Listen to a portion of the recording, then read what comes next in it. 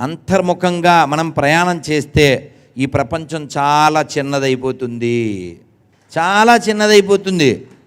చాలా సమస్యలు చిన్నవైపోతాయి. మనం భయపడినంత పరిస్థితి ఇక్కడ ఉండదు.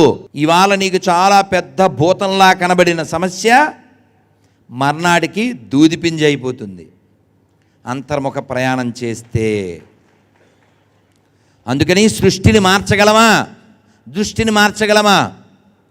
దృష్టి మార్చుకోవాలి. సృష్టిలో దోషం లేదు, దృష్టిలోనే దోషం ఉంది.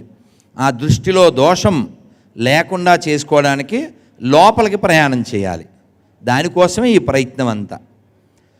అందుకని మనం ఈ దృష్టి ఎలా ఉండాలి చెప్పారు మన శాస్త్రకారులు, మన ఆచార్యులు, మన పెద్దలు, మన శాస్త్రాలు.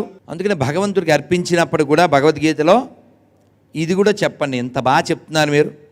పత్రం పుష్పం పత్రం పుష్పం పుష్పం ఫలం తోయం యో మే భక్త్యా ప్రయచ్చతి తదహం భక్త్యా ఉపహృతం అశ్నామి ప్రయతాత్మనః.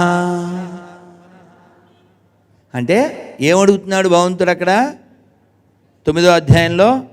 ఇవాళ 26వ తేదీ 26వ శ్లోకం.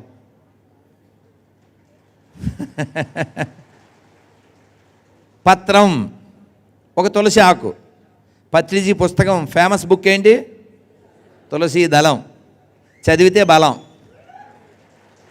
అవునా? మనకు వస్తుంది ఫలం. నేను ఇవాళ అంటే ఇంతవరకు నేను చూడలేదు, వినలేదు.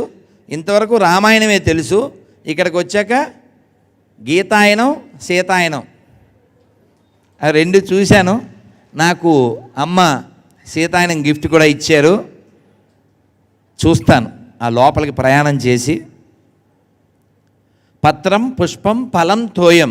తోయం అంటే నీరు, ఫలం అంటే ప్రకృతిలో లభించే ఎన్నో ఫలాలు, పత్రాలు.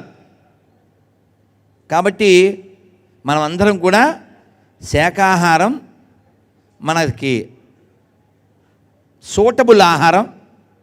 కాబట్టి మనం అందరం కూడా మన పిల్లలకు కూడా అలవాటు చేసి మన ఆరోగ్యాన్ని కాపాడుకుంటూ ఫిజికల్గా, మెంటల్గా, స్పిరిచువల్గా అన్ని విషయాల్లో మనం ఫిట్ అయితే హిట్ అవుతాం, లేకపోతే ఫట్ అవుతాం కదా. అందుకని మనస్సు మనని చాలా మాయ చేస్తుంది.